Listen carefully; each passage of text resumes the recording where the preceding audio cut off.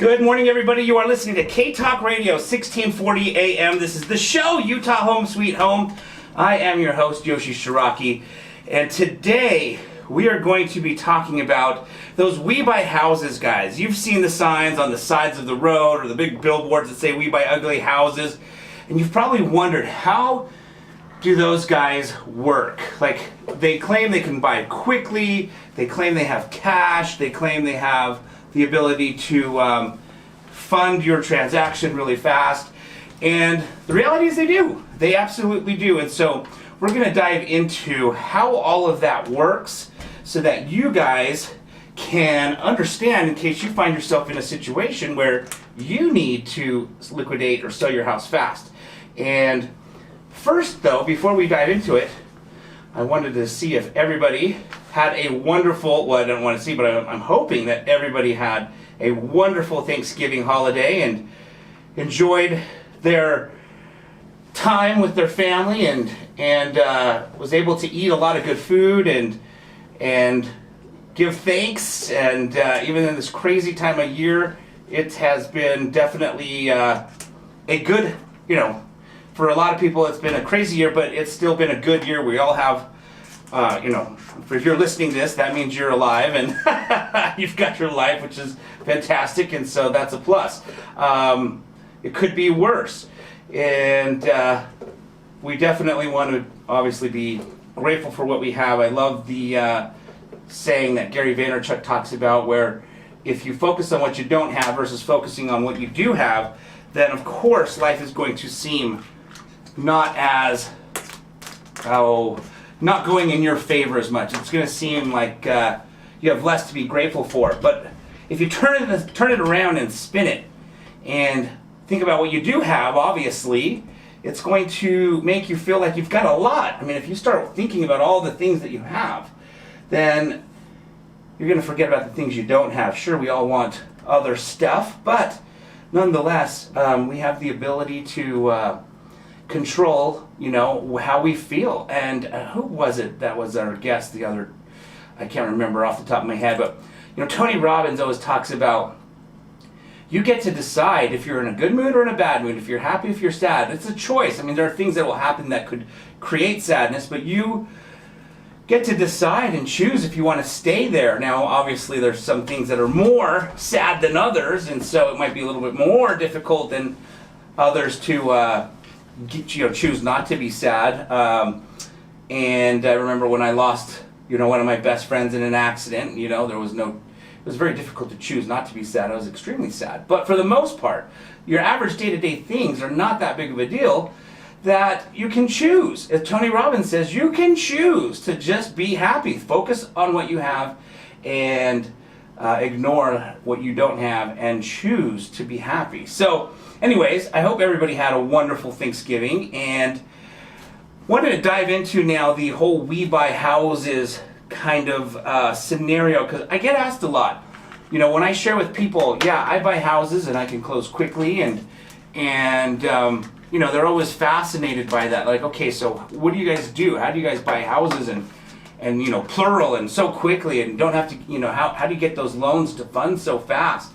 Because if you've ever bought a house, you know that your typical transaction takes, probably 30 to 45 days to fund, right? And so you've got a loan that you've applied for, and you're constantly talking to your loan officer, your mortgage broker.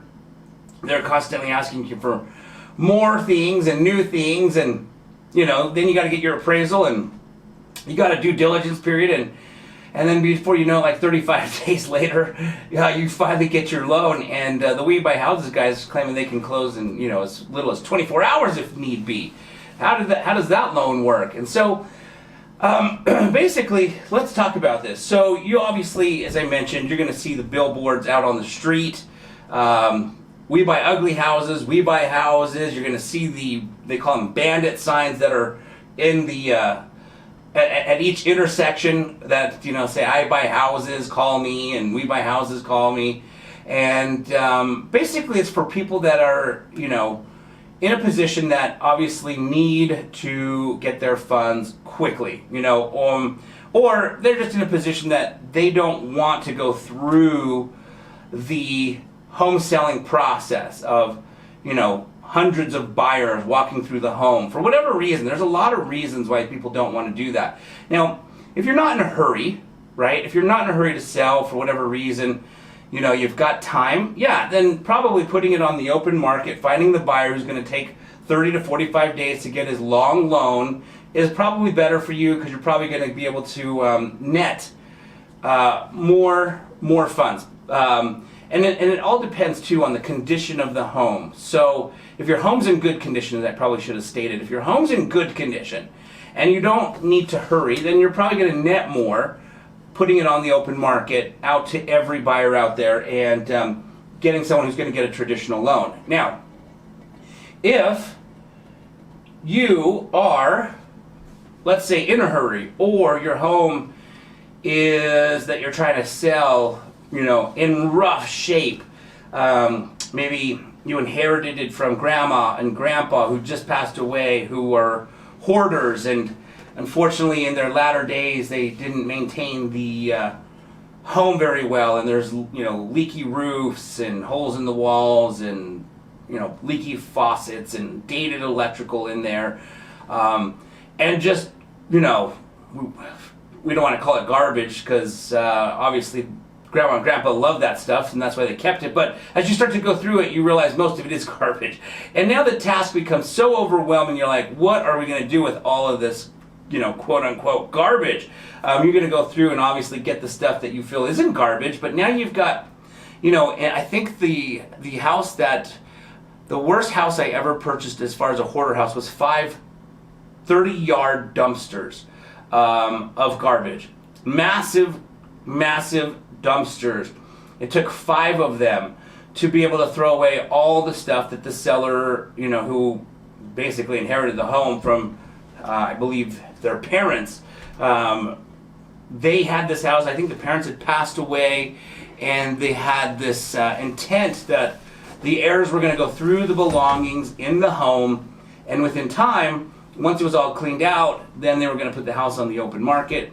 And they ended up having the house for several years because it just was such a burden for them to have to go through all that stuff, that they got to the point where they finally was like, you know what? And the house was in super rough condition. Just to share with you, like, unfortunately, there was not a lot of funds to maintain the house towards the latter days of these people who passed, but the sellers were like, okay, we're done. We've literally gone through as much as we want to go through because we're tired of going through all this piles of stuff. And as you can imagine, it was originally a 4-bedroom home, and all 4 bedrooms literally had stuff stacked above my head.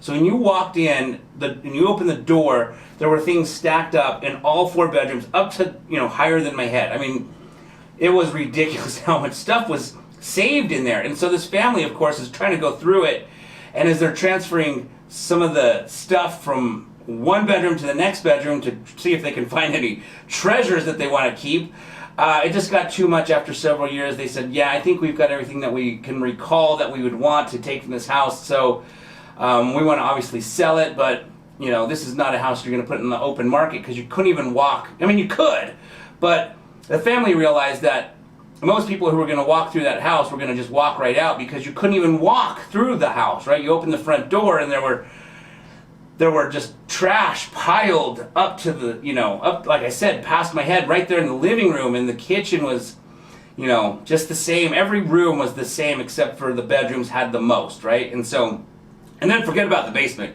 You walk down to the basement and it was like, holy cow. So anyways, it took 5 dumpsters, and this is the type of transaction where someone's like, hey man, we are done with this house. We'd like to sell it. We heard you're a cash buyer. We heard that you buy houses like this, and so would you be open to entertaining this particular property? And so we went and looked at it, and of course, we were able to give them their funds within a week, and they just wanted to be done with it as quickly as possible. And so those are the types of scenarios that I think if you find yourself in where you're just like, yeah, I don't want to do any repairs, because a lot of sellers initially think they're going to take out all the trash. They're going to then patch it up, they're going to paint and carpet it, and they're going to fix it up so that they can get top dollar on the market. But when they realize that how expensive it's going to cost to remodel, and they don't have the funds to do it or the time to do it, it gets to a point where they're just like, yeah, let's just turn around and sell it to a We Buy Houses guy, for instance. And so basically that's kind of the scenario. Is those are probably, typically, I wouldn't say always, because there are people that also have the beautiful home that an associate, I guess a colleague or a friend, somebody I know, how about that? I'm trying to think of what the right word is. Probably an associate is probably the better word. I don't work with him, but I know him. And he recently purchased a beautiful $700,000, $800,000 home in Lehigh.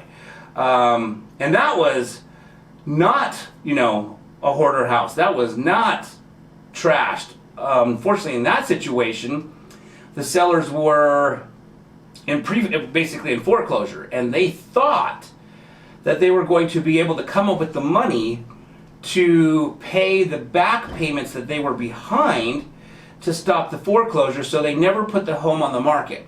They thought, because they didn't want to sell it, they were like, we'll figure out how to raise the money, get the money, borrow the money, somehow come across the money to pay off the bank the amount of money that we're behind. And they were quite behind. I mean, you can imagine a beautiful $700,000, $800,000, $900,000 house there in the Lehigh Highland area. Probably has a pretty hefty payment, and they hadn't made it in half a year. But they were pretty confident that they were going to come up with the funds until obviously the week of. And then that week, when they couldn't come up with the funds to bring the back payments, they were going to get foreclosed on. Their auction was literally that week. And so this individual that I happen to know, We Buy Houses guy, ended up helping them, because they were, if they were going to sell, they needed to sell someone who could pay for the house before Friday, because the auction was on Friday, and I think it was like Tuesday. And so he had to do a very quick closing, fund the transaction, and basically purchase that property just to help those individuals avoid the foreclosure. Now they, of course, I don't know if you want to say, lost is probably not the right word. They didn't lose the home, they sold the home, but they sold the home out of a necessity. So they did not stay there. In case you're wondering, oh, that's cool, We Buy Houses guy came, bought the house, so avoided foreclosure. They could stay there. No, they could not stay there, of course, because they're not the owner anymore. So they did have to move. So their hope was to stay in the home and not have to move, because they wanted to continue living there. But that wasn't the case.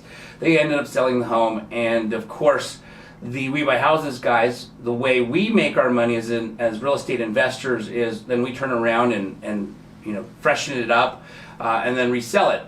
The fix and flip that you see on those TV shows on HGTV, we'll go in there and fix it up and flip them. However, this house didn't need to be fixed up too much because it was already pretty, but I believe, and I'm not positive, but I believe the person who purchased the home is probably going to go in there with a fresh coat of paint and get the flooring looking really nice if it's new carpet, or carpet clean the property, and then turn around and probably resell it on the open market.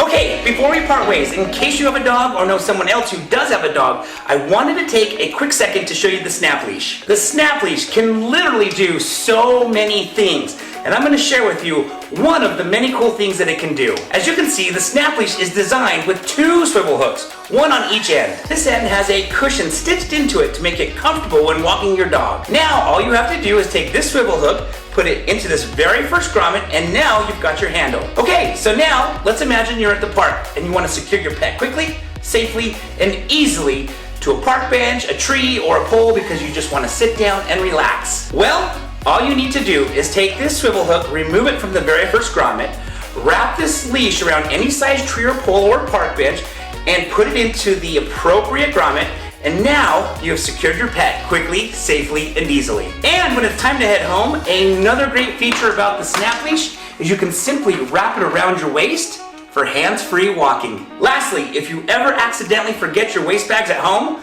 these grommets make a great place to fasten the waist bags so you never leave home without them. And if you want to see all of the other cool things that the Snap Leash can do, then please just click on the link below and find out why so many others are or falling in love with the snap leash.